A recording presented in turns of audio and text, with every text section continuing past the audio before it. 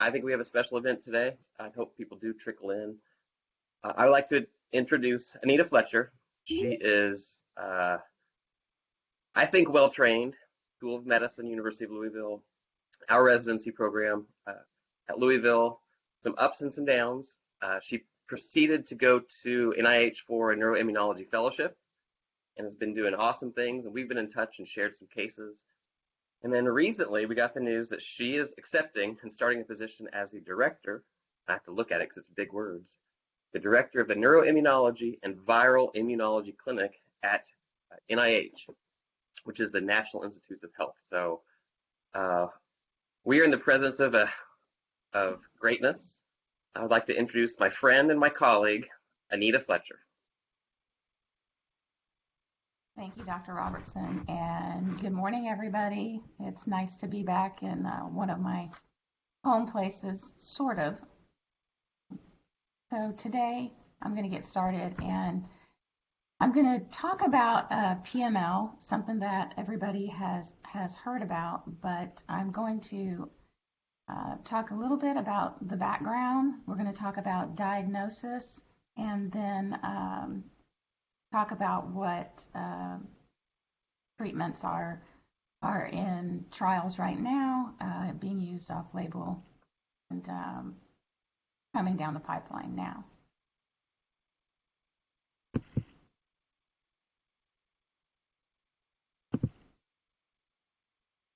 Can everyone see my screen okay?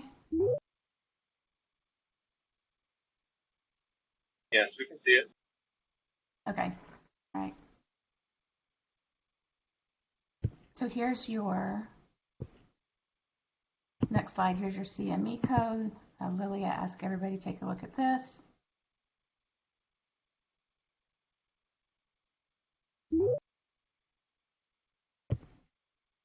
And then the objectives for today. So after the presentation, I hope that you'll have a basic understanding of the pathophysiology of a JC virus infection and PML. Be familiar with the diagnostic criteria for PML, and then be aware of the advances in clinical research, particularly for the immunotherapies for patients with PML.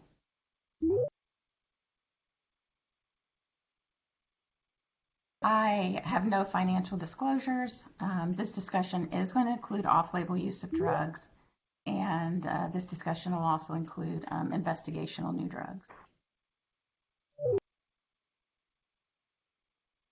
As I was talking about earlier before everyone came in, I am going to include a few cases. These are not full case presentations. That's not really the purpose of today's case, but I do want to touch on a few cases just to show examples and to point out areas where both diagnosis is science and then, of course, the judgment for treatment comes into play. So we're going to start with a 51-year-old gentleman. He had a history of sarcoidosis. It was primarily pulmonary sarcoidosis. He was not on chronic immunosuppression at onset of symptoms, and actually he had never been on chronic immunosuppression. So in December of 2020, he started having some cognitive changes. January progressed to having right arm and leg weakness, sought medical care, and was diagnosed with a left lacunar stroke. In February, he started having what his wife reported as having word-finding difficulty. His right-sided weakness became worse. And then on March 4th, he sought care again at an outside hospital. Their report was that he had expressive aphasia, right hemiparesis. He had a full evaluation and was found to have JC virus in his CSF. At that point, they contacted us, and he was brought to NIH for possible treatment. So I saw him first on March 15th. At that time, he was hemiplegic, he had right hemi neglect, and he was globally aphasic. And this is just a snapshot of a sagittal view of the MRI when he was first seen at NIH. So he had evaluation, treatment, discussions, but in April, actually on April 9th was the first report that he was in a clinically locked-in state. His family pursued comfort care, and he passed away at NIH Hospice on April 21st. So this is just to show the rapid progressive nature of PML. The PML is a rare, devastating brain infection. It's caused by JC virus, and it's seen in patients with impaired cellular immunity. If it's untreated, it's fatal within months, and 80% of the survivors have no recovery from their deficits. The clinical presentation of PML varies. It is consistent with focality of the lesions. One thing I want to point out with PML is that the anterior visual pathways and the spinal cord are spared in PML, at least what we know at this point.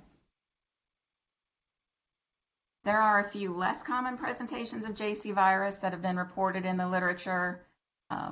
There's been a granule cell neuropathy associated with JC virus infection, fulminant JC virus encephalopathy, and JC virus meningitis.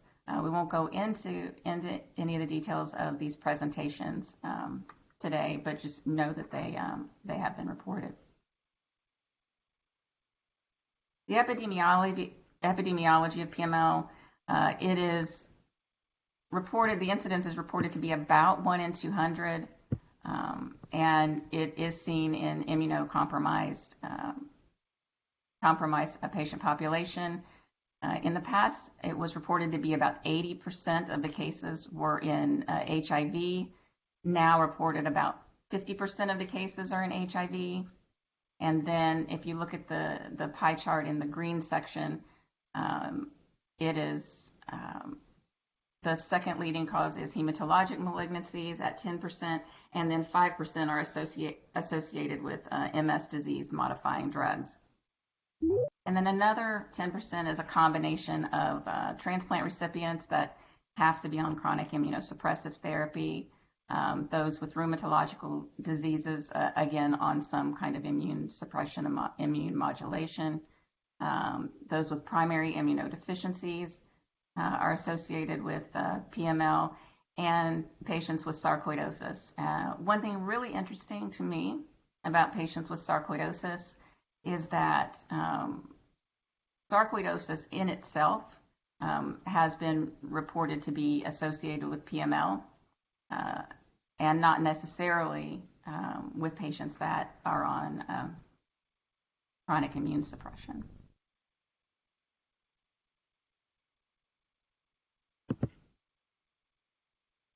So JC is a very common virus, but PML is an exceedingly rare disease. This is just a schematic showing the representation of PML cases within patient populations. Immunologically healthy persons is the most rare presentation. Immunologically compromised is next, and again, HIV/AIDS is still the most common patient population. JC virus is a ubiquitous virus. This has been reported, the same data has been reported similarly in several papers. And one of the things that I want to point out here specifically is when you look at the percentage of JC virus antibody positive patients, the positivity increases as age increases. So here on the right is less than 20, and then second decade of life a little higher, third, fourth, and then age 50 or above. It's just a progressive increase in the general population. So here's a very simplified schematic of the JC virus genome.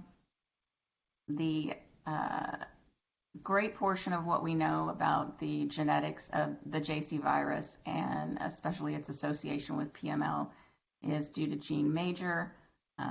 He's now retired, but we've learned such a great deal from him. And I want to point out here that these are the T antigens, the large T antigen and the small T antigen. And over here, this VP1, VP2, and VP3, these represent capsid proteins associated with JC virus. And then if you look up here, the NCCR, this is the non-coding control region. This is the area that remains stable in latency, from what we know right now.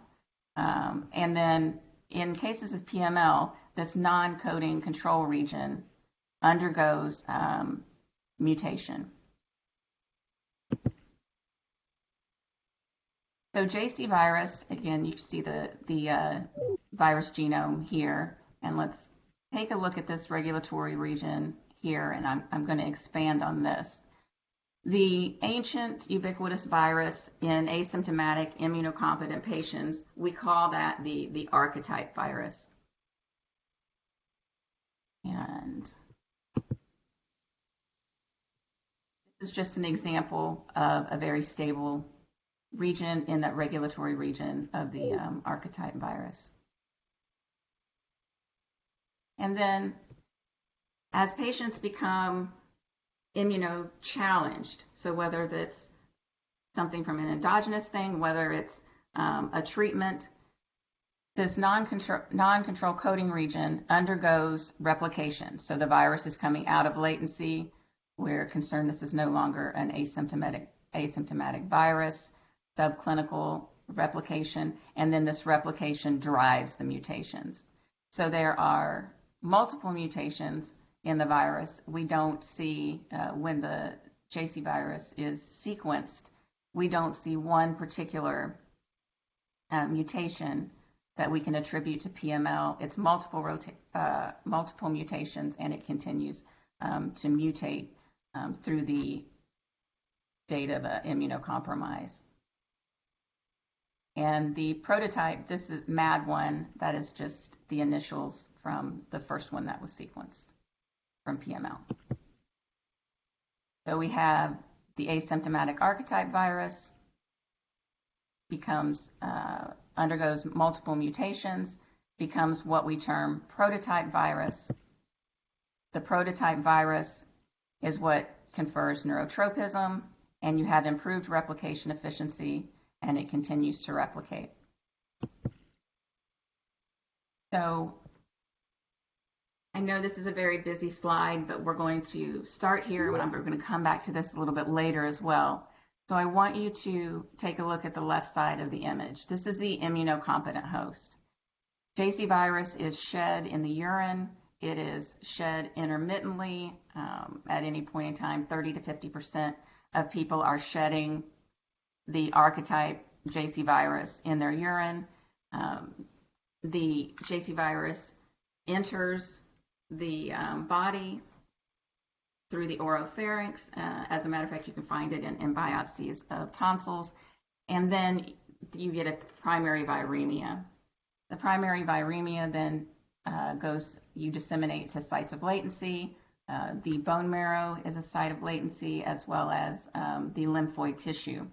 If you look here at the bottom of the screen, then as you transition to an immune-compromised host, the archetype virus, you have the replication-driven rearrangements of the genome, you have the emergence of the neuropathogenic prototype, and then you move into, it disseminates into the leukocytes, into other tissues, and then into the brain.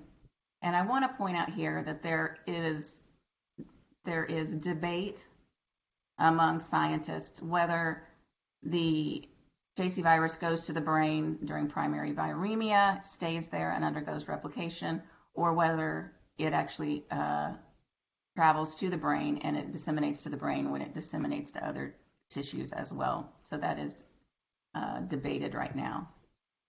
But what we know is once the prototype virus, JC virus, gets to the brain, what it results in is a lytic infection, destruction of the oligodendrocytes, demyelination, and this is when you have clinical PML.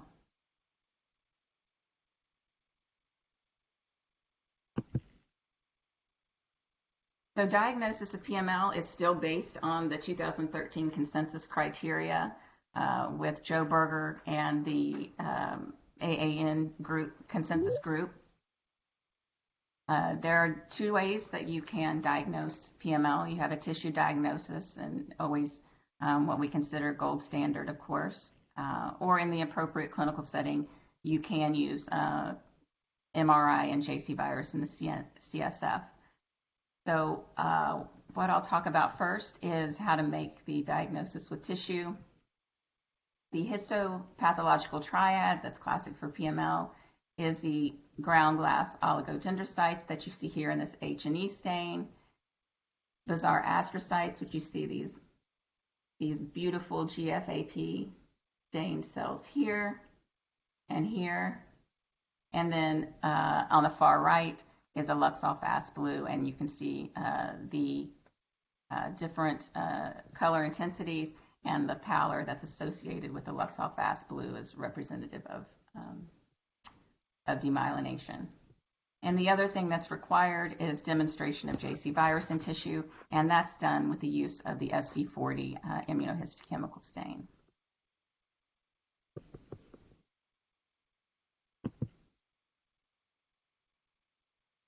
So the other method is using the combined clinical, radiological, and laboratory criteria. And based on these criteria, you can also, not only do you diagnose, then you apply a certainty of your diagnosis.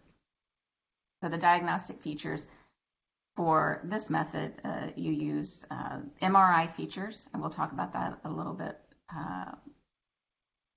after this slide, and also CSF JC virus PCR being demonstrated in the CSF, and of course the progressive neurological decline. So what clinical labs are usually using now, and it's the standard CLIA certified lab, is they use qPCR to detect JC virus in the CSF or in any body fluid that's tested. And all of the tests using this methodology is dependent upon a standard curve, and based on that, you have a lower limit of detection. There is a new form of PCR, it's called droplet digital PCR, that's not dependent on the standard curve, that is been presented and has been found over and over to be more sensitive than the qPCR. So hopefully before too long, we'll be transitioning that into clinical use, general clinical use. So Dr. Watt-Yes has published quite a few papers, and just these are two of his papers, and they discuss what they recommend as an MRI protocol for PML detection. FLAIR represents the highest sensitivity in the detection of PML. T2 weighted detects the vacuoles, the microcysts, as well as the punctate pattern. Punctate pattern, or what we'll talk about a little later, is the Milky Way pattern that can be seen on MRI.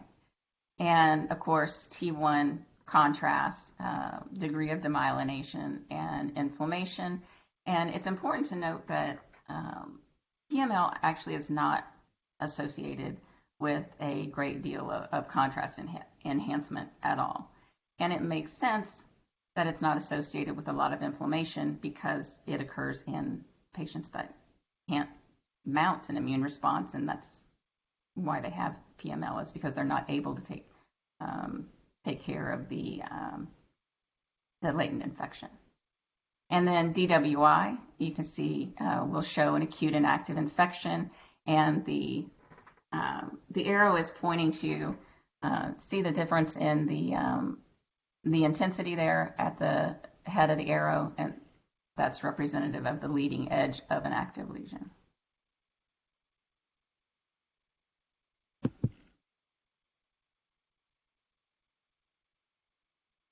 So what we have here we've discussed the diagnosis of PML cases. So that's the criteria. But there really are two different presentations, two different forms of PML. There's the classic PML that we saw in the early years. So PML originally described in patients with hematological malignancies. The first one was reported in 1958. This was a gentleman with CLL. And then isolation of JC virus was in 1971. That's actually when two polyomaviruses were isolated, JC virus being one of them. And then you move into the early 80s, into the AIDS era. And what you see is the number of PML cases rapidly increasing in patients with AIDS. And then in 1996, you see the implementation of antiretroviral therapy and the improvement in the immune system and control of the HIV virus, and you see the decrease in the number of cases of PML. And the gray bars in the back are just representative of kind of a trend, not a specific number of cases. And then in 2005, we see PML in natalizumab-treated patients and enter the era of iatrogenic PML. And then we have cases of rituximab-treated patients with rheumatological disorders, lupus, rheumatoid arthritis, and then in 2018, the 804 cases reported natalizumab-related PML. But there is a difference. The early PML is classic PML. And I want to show you here down, I want you to look at these, at the tissue sections of classic PML. So this is a CD3 stain. CD3 stains it's a T-cell receptor stain. And then you have CD8 stained here, also a T-cell. This is actually a marker for a cytotoxic T-cell. But then we look at pathology and staining from patients from the AIDS era and the era of iatrogenic PML, and look at the difference in their staining. To see how much more densely these stain, same CD3, CD8, and there's more inflammation. So we see more inflammation that is associated with immune reconstitution. So when patients with HIV are put on antiretroviral therapy and they start to control the infection, there's improvement. Patients that are on immunosuppression that develop PML, we take them off, allow their endogenous system to reconstitute, and you see inflammation during that time, or iris, and it looks very different. And it's important to point this out because this has to do with the art and a lot of judgment of how we apply treatments and what treatments we apply to the PML patients.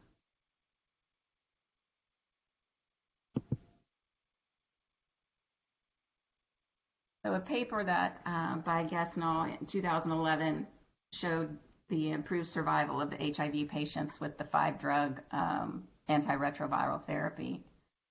Important thing to point out, it wasn't a large study, it's 28 patients, but an increased total and naive CD4 counts was associated with increased survival. And a decreased JC virus DNA in the CSF was also correlated with an increased survival. So, immune cells up, increased survival, decreased JC virus DNA in the CSF, increased survival.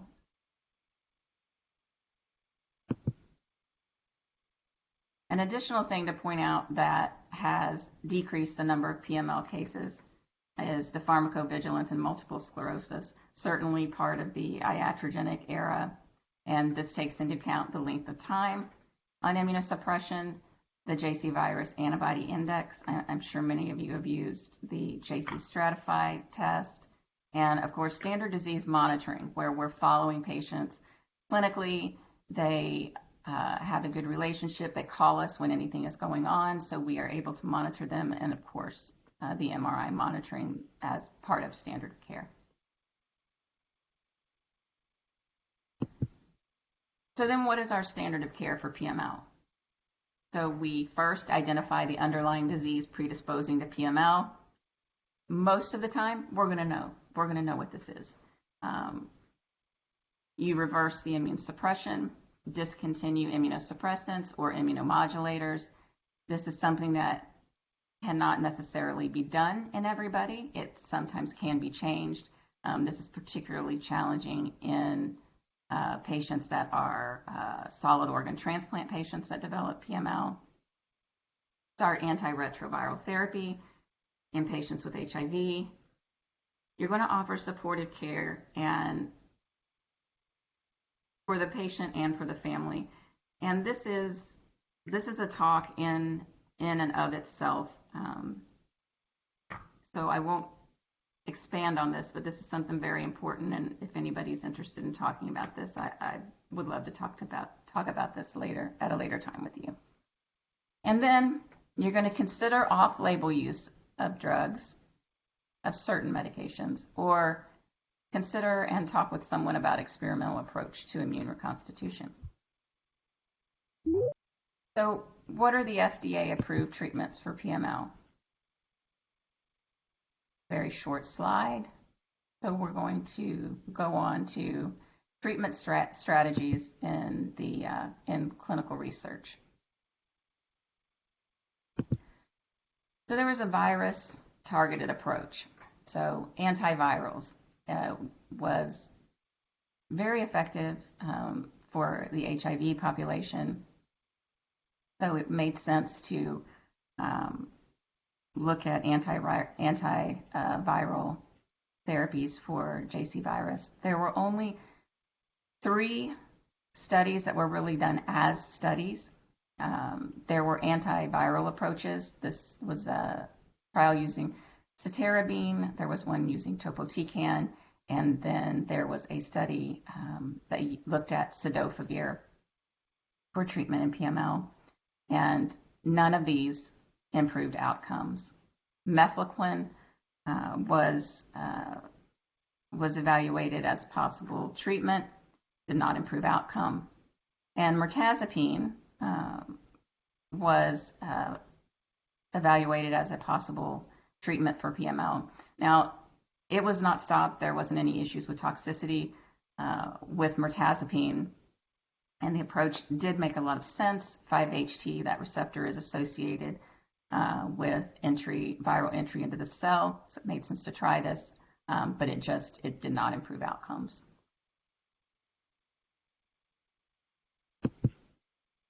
So as we saw with the improvement in HIV patients once they were put on antiretroviral therapy and began to regain immune activity, or patients that were on immunosuppressant that we were able to take off, so the patients with Tysabri, immune reconstitution was achieved, and patients were able to stabilize at that point. So what do we look at here? So first, remove the immune inhibition, so stop the immunosuppressant if you can. And one of the things that has been looked at, and many people, this has been looked at NIH, but this has been looked at many different institutions. In 2012, Dr. Tan, as well as other colleagues, he reported that CD4 and CD8 T cells had increased expression of PD-1, and this was in tissue from patients with PML. And then group at NIH, as well as another group, saw that there was PD-1 positive lymphocytes and PD-L1 positive CD68 cells in the tissue of PML lesions, in the PML lesions themselves. So people began using PD-1 inhibitors off-label. So pembrolizumab was the main one that was used off-label. And this is just a representative, just to show you that there are multiple publications out there, and they are looking at different underlying pathologies associated with their patients that have PML. So for the treatment, for the patients that are appropriate to kind of, I guess the statement that is still most associated with using pembrolizumab is to take the brakes off the immune system. So the exhausted immune system, because of chronic viral activation, if you use pembrolizumab and take the increase the activity, then you have increased ability to fight infections. The New England Journal of Medicine paper in 2019, there were 8 patients in that trial, and 5 out of 8 of those patients saw clinical improvement or stabilization, as well as a decrease in the viral copy number in the CSF. In 4 of those patients, this persisted. One of the patients in that particular trial stabilized before pembro, so that needed to be said, but 2 had continued decline, 2 of the 8. And you see here, let me get my pointer here. These had patients that had PML, one with sarcoidosis. You have patients here with lymphoproliferative disorders that are treated with pembro. This paper reviews patients with primary immune deficiencies, and then the bulk paper has a combination of 5 patients. Again, different underlying disorders may require different approaches. So in addition to what we've already said, stop the immune suppressant if you can. Consider using pembrolizumab. What is another thing that we can do? You can boost the endogenous immunity. So there's a pilot study going on right now using recombinant IL-7 in patients with PML and lymphopenia. And then IL-2 is being evaluated now, but is not actively in trial. And both of these would be used in neutropenic patients, lymphopenic patients. So we come back to the pathogenesis slide. So go over here to the right of the slide. We've got the patient has clinical PML. Well, now we are trying to immune reconstitute. We've moved through. We have to consider iris in the setting of immune reconstitution. What usually happens after iris, often with what we see and what's reported in PML, there is very, very little iris, but it can be seen in patients that are immunosuppressant and do not have an underlying immune dysregulation, an endogenous immune dysregulation. We have a fairly high threshold for treating iris. It must be symptomatic iris and not just a radiological iris, because then you're using steroids and trying to balance fighting the infection with controlling the edema. Once you've moved past the state of iris, you have containment of viral replication and focal gliosis, and you have fairly rapid atrophy. What's important to note is that the JC virus copy number, we see it decrease. The decrease in copy numbers associated with survivability and stabilization of the disease, but it does not always go to 0.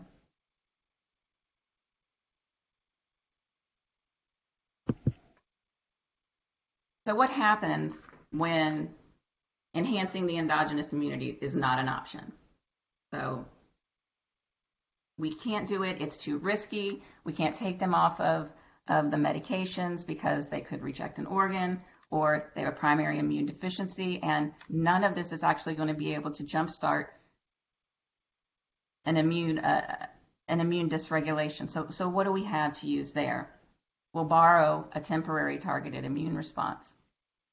And one of the ways we do that is using virus-specific T cells. Adoptive T cell therapy is not new. It was actually, it's been used in hem/onc for years. There were cases of activation of latent BK polyomavirus, CMV, EBV, HHV6, and adenovirus after transplant, and that was leading to significant mortality and morbidity. So clinical trials looking at using the BK virus and CMV, EBV, HHV6, and adenovirus specific T cells for adoptive T cell transfer showed that this particular T cell therapy can restore protective immunity in these patients.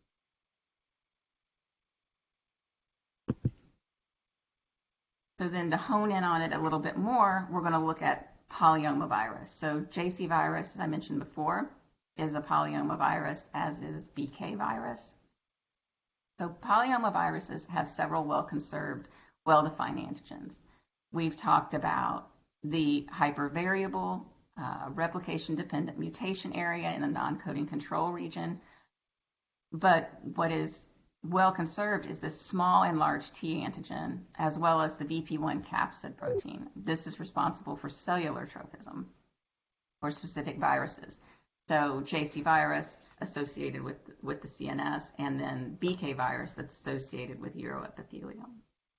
So the same technologies that were developed for the expansion of viral-specific T cells for the viruses for CMV, EBV, adenovirus are being used for BK virus, JC virus, and MCV, which is Merkel cell virus, making T cells specifically to target those viruses. So JC virus and BK virus, they share a greater than 80% homology. And so a single cell product that targets the large T antigen and VP1 antigen can recognize both viruses. And I am hoping that this will represent that cross-reactivity of PYVST with this flow cytometry image.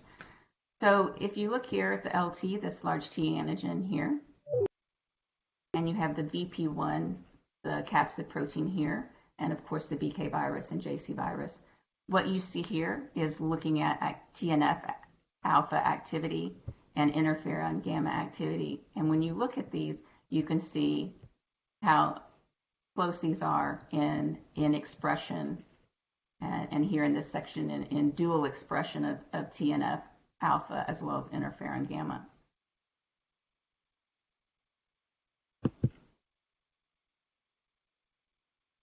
So there are different ways to look at adoptive T cell therapy for PML. We are looking at the source. Is it an autologous graft? I've only known of one autologous PYVST graft because patients don't have the T cell numbers in order to do this, but there was one patient that did. A related donor match, usually it's a first degree relative, at least a partial match. And what we test when we're testing for both match as well as doing the infectious workup for possible transplant donor, we also look at the JC virus antibody.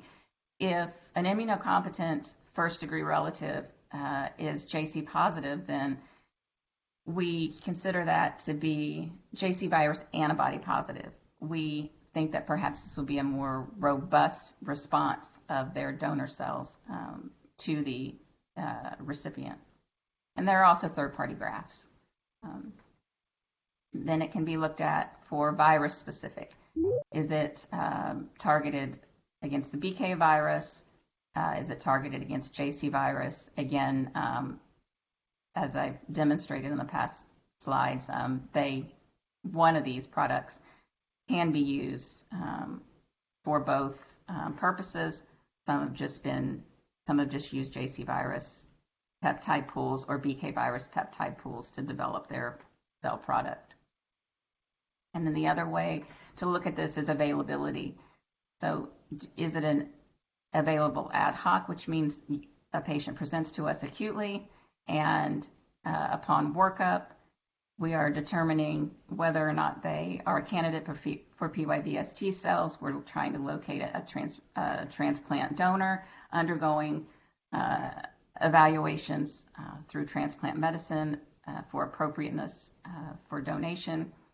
And then it takes time, once the cells are harvested from the donor, to actually create the Polyomavirus specific T cells in the Center for Cellular Engineering. And then the quality control measures have to be done, of course, prior to using the product. So this is just a schematic of what I just described. First degree relative, donor apheresis. So basically, it looks like they're having dialysis. We collect the peripheral blood cells. These cells go into culture. They're stimulated with virus-specific PEP mixes. So different peptides that will represent the full protein of which, depending on what virus that they're targeting. For us, we are using BK-specific viruses. That takes 14 days in the Center for Cellular Engineering in culture. And after that 14 days, you have the enriched PYVST product that is harvested, and the initial cells are brought to the bedside and are administered to the patient. We administer 1 million cells per kg on the initial infusion, and then the remainder doses are frozen. And if more than one of the infusions is needed, then and there was no reaction, of course, with the first infusion, the subsequent infusions are 2 million cells per kg.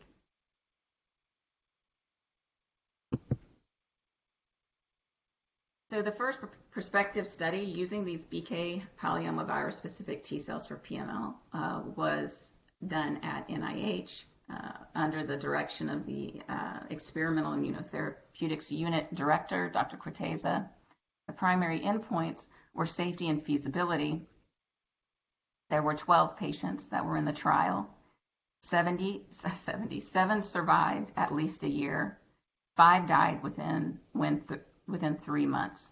There were 3 of the patients that did not respond. We did not see the same level of JC reduction. 2 of these had more advanced disease.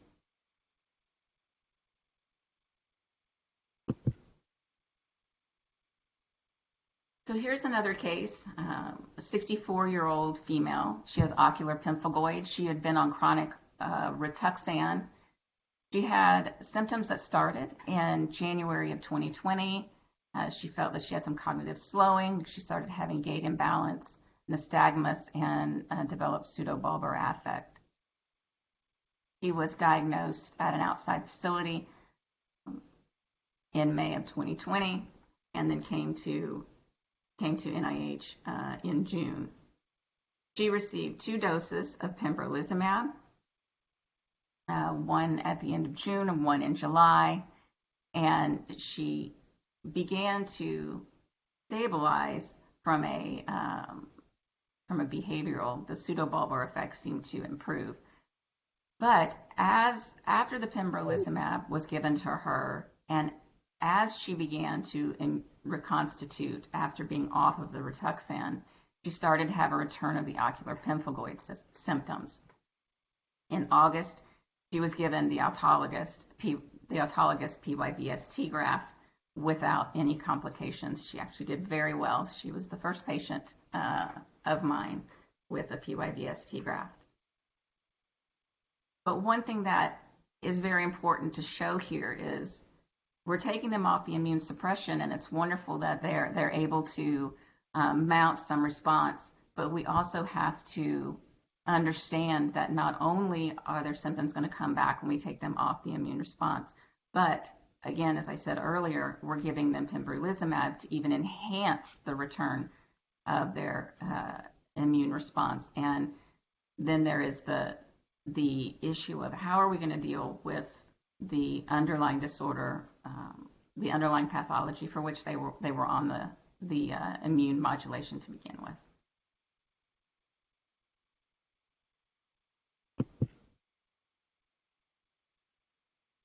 The next case, very, very near and dear to my heart. This is a 51-year-old female. She had biopsy-proven sarcoidosis. She had primarily cutaneous cutaneous sarcoidosis, which was apparent. You could see a lot of the scarring on her face and on areas of her trunk. In April of this last year, she started to have some right shoulder pain. Then it became weaker. In May, she felt like it was harder to get her words out. She knew what she wanted to say, but she said it was just harder for her to speak, and her family said it was becoming hard to understand what she was saying. In June, she became weaker. She was dysarthric. She had nystagmus, and she was found to have JC virus in her CSF at an outside facility.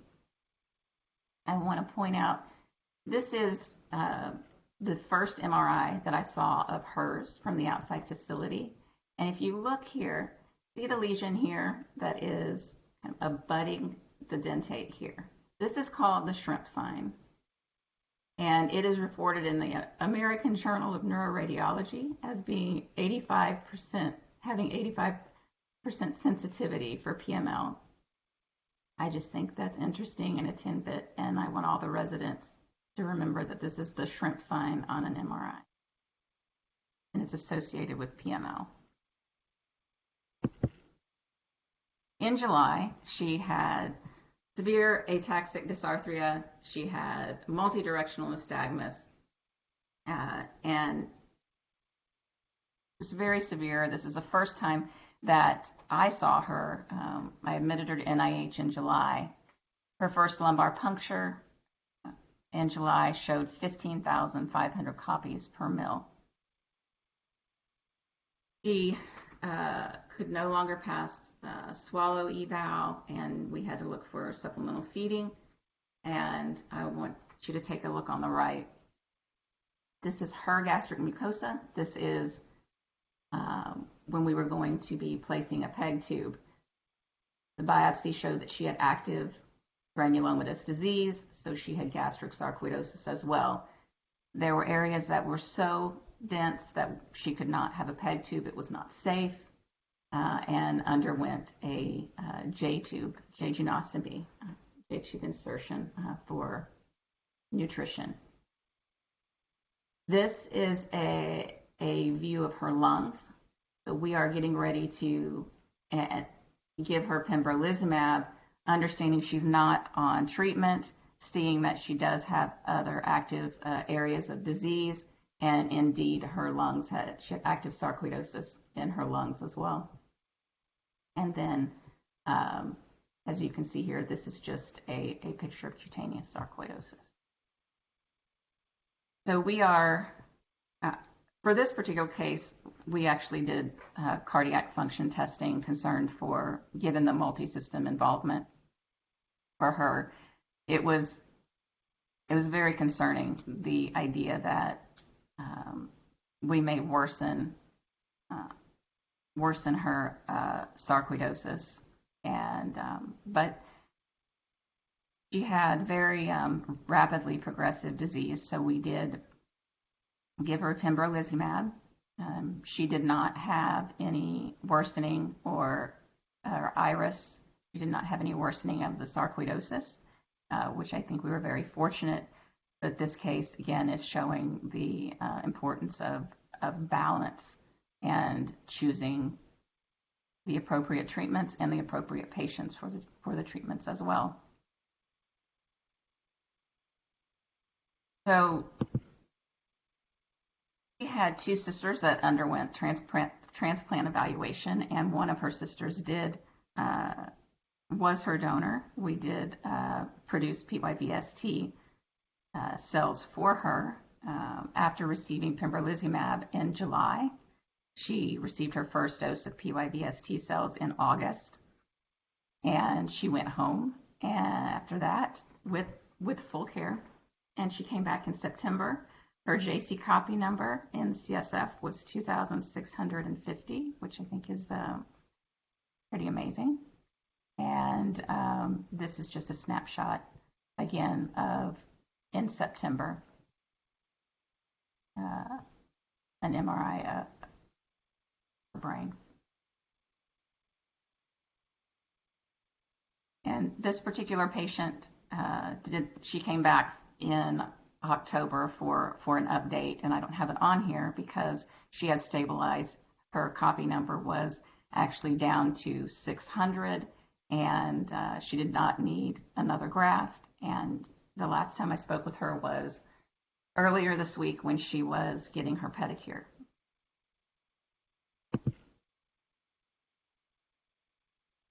And here is the last case that I'm going to talk about. I know I'm running short on time. The importance of this case is to show you that this is the first case that PYVST therapy has ever been used in a pre-symptomatic PML patient.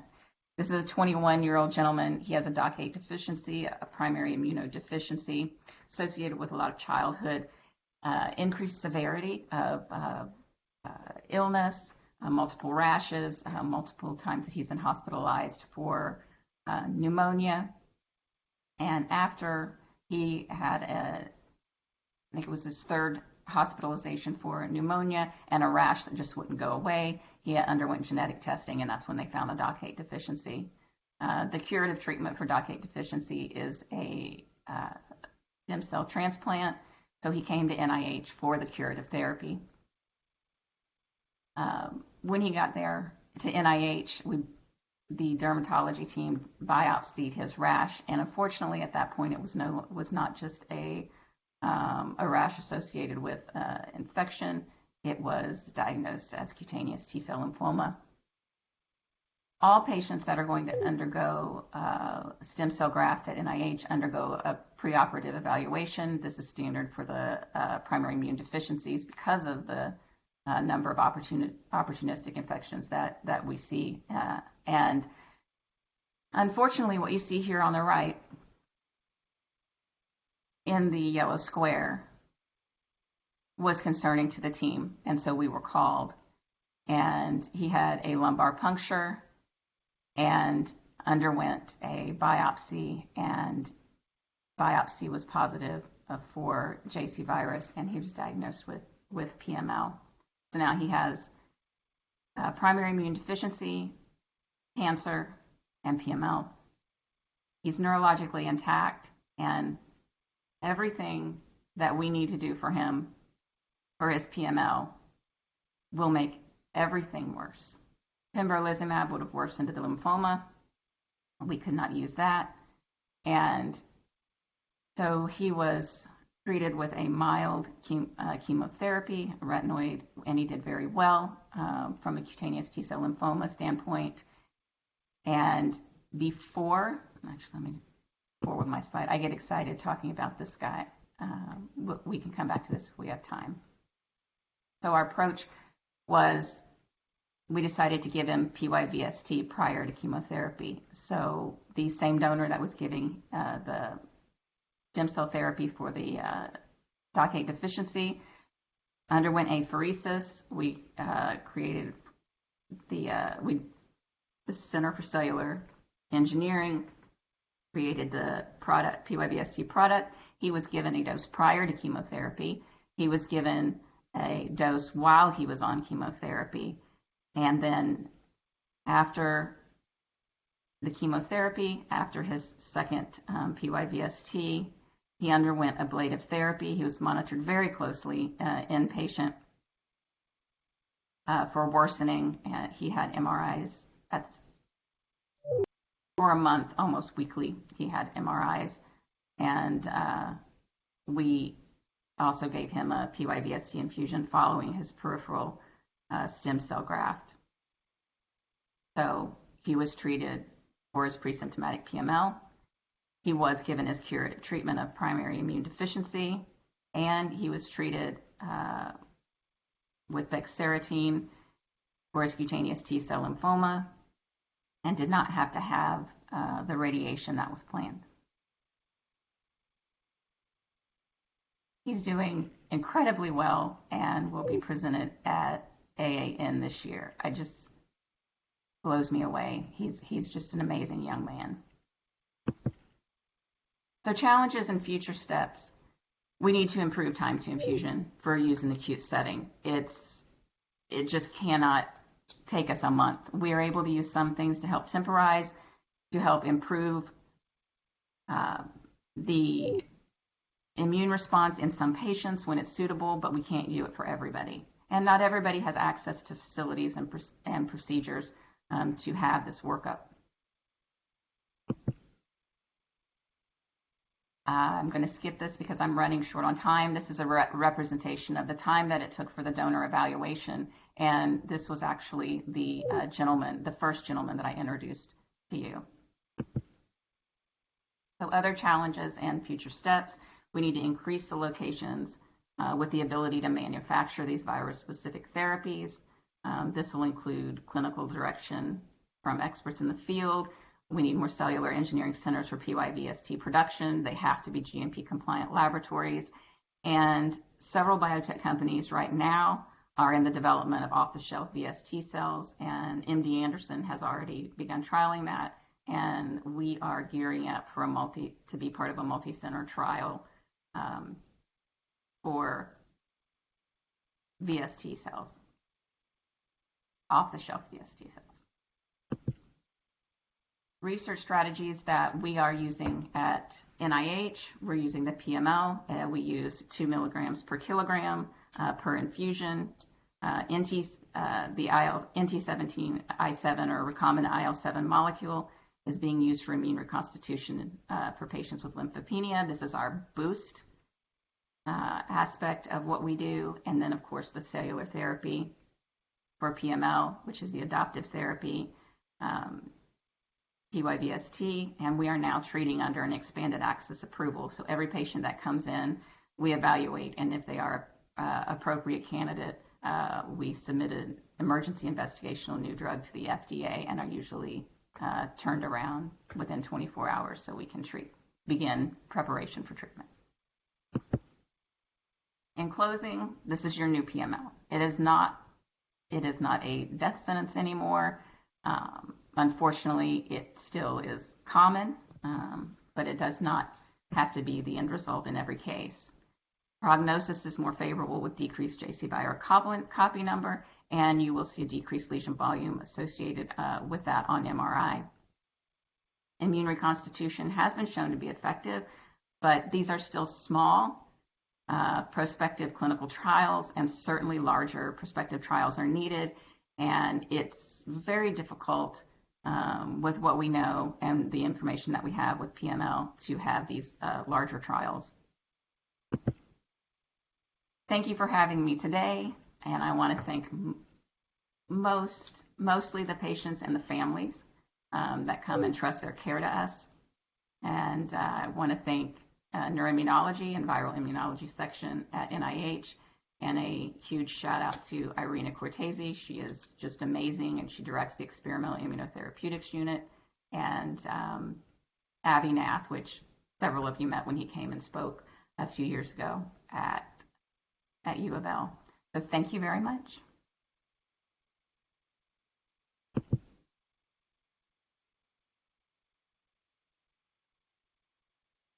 Thank you, Dr. Fletcher. I know a lot of people are popping off to do other work.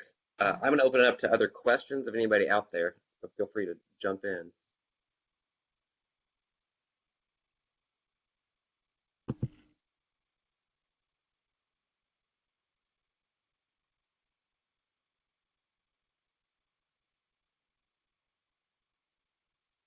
Hello, Anita. Hi, How are you? It's how good to are see you. you? Good to see you too.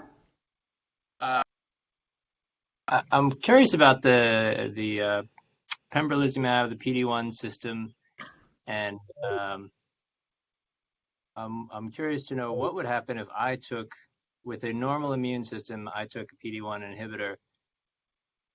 Would it have any effect? Because isn't isn't the PD-1 system something that occurs when a cancer cell develops an ability to evade the immune system? And the reason I'm asking is because our patients that are getting immunosuppressed Hmm.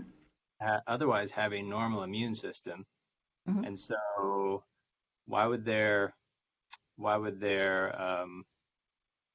I don't know, why would the PD-1 inhibitor work in someone who has a normal immune system who does not have a malignancy that has learned to evade the PD-1 system or trick it? Does the question make sense? I think the question makes sense, but I'm going to pose a question back to you. So we call them immunocompetent, but I don't think that we can necessarily call them a normal immune system because these are patients that have malignancies. These are patients that have autoimmune disorders, other disorders of immune dysregulation. Why would you be? Maybe I'm not understanding your question. A patient with a normal immune system. So I You're have, asking let's say I have a me. patient with MS and I put them on natalizumab Mhm. and they develop a PML, and um, and I use a PD-1 inhibitor to try and rev up their immune system, but the PD-1 inhibitor should only work if the source of the problem is that I thought that the PD-1 inhibitors were targeted at an immune cancer cells that have learned to evade the immune system. It's not But only maybe my associated with understanding of cancer cells. PD-1 is not accurate. So the PD-1 is actually part of, it's in the system, and stop me if I start answering something that you're not asking. Anytime that you have a chronic viral infection, it is part of the repertoire of the immune system. And Okay. so we understand that all of us are walking around with chronic viral infections that our body is actually keeping in a latent state. Okay. So the And PD-1 so system is active all the time. It's just part of the normal immune system regulation. So if I took PD-1 inhibitor, my immune system would get revved up, yep, even if we didn't want it to, even if it's it hadn't been suppressed before. yes, Okay, yep. great. That makes sense. Thank you. And that's And thanks kind for of the talk. why that's kind of why we use that in patients that are in the process of immune reconstituting. So even when it takes time, when we take patients off of their immunomodulators, immunosuppressants, it takes time for them to reconstitute. So that temporizing agent, that PD-1 that normally wouldn't just, come out, the T cell exhaustion would not necessarily just um, come out of that exhaustion. The PD-1 inhibitors actually that's the way that works. And does that make sense? I don't think I Yeah, even. I'm thinking and talking at the same time. yeah. Well, it's because it's going to take a lot to get me to ever prescribe a PD-1 inhibitor, just because, it's kind of like Yeah. our movement disorders people are rarely going to prescribe Phenergan or Compazine because they see the bad outcomes. And so we see a lot of bad outcomes from PD-1 inhibitors. But Yeah. given what you've told us today, maybe they're not so evil as we think they are, or as I think they are. So, Dr. Brown, I've told people here that when I was in residency, I gave a talk about how I didn't like PD-1 inhibitors because we were getting so many neuroconsults because they were having neuro side effects and neuroimmune Right. manifestations of the cancer therapies. So yes, I understand why you're asking. All right. Well, thank you. Good to see you. Good to see you.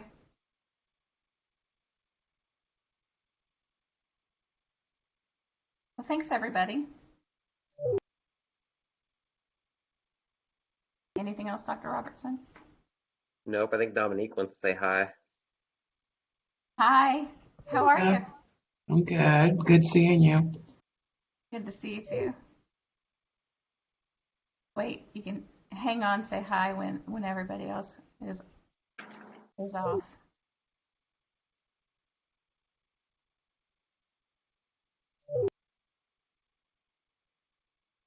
Are you kicking us off? Do you want us to leave? No.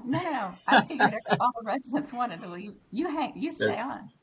No, I got work to do, but good to see you. Bye. Good to see you. Sorry I stumbled through that one, Dr. Robertson. Talking and thinking at the same time, clearly not my specialty. I think you did awesome, especially with those of us in that world. It all makes sense, but to those that are drifting in that world, the immunotherapy world, it's a lot. But that's what these things are for. I actually have a question. Yeah. Actually, since I have you, the adoptive immunotherapy, since we have so few treatments for viruses, is that going to become like where we're headed for West Nile and Eastern equine? I don't know. And I've asked that question as well because it makes sense to me that we would be able to develop these therapies for other viruses. And there actually is a study looking at EBV in MS, so PYVST for EBV in MS. But one of the things is that we have to consider how rapidly we can produce these, so whether there is even a practicality, and not just with the production, but how rapidly the disease progresses. So someone asked, why can't we do these with particular herpes viruses in the brain? Well, one of the reasons is, well, one, we have something that is at least somewhat effective for, we have the acyclovir that we treat. Not necessarily the greatest thing in the world, but we have something. We have ganciclovir for CMV, but the rapid progression of those kind of encephalitis, we don't have time for the body to take in that treatment and actually utilize that against the virus that's ongoing. But I'm really excited to see what comes out of the MS EBV trial. And if you want to talk about the latest papers some other time that are coming out with that, one step we saw this, and now here's your causality. We can talk about that because there's some holes in the paper, but I mean they got it out in Science. That was actually going to be a question. If there's enough time, I was going to transition to the EBV question.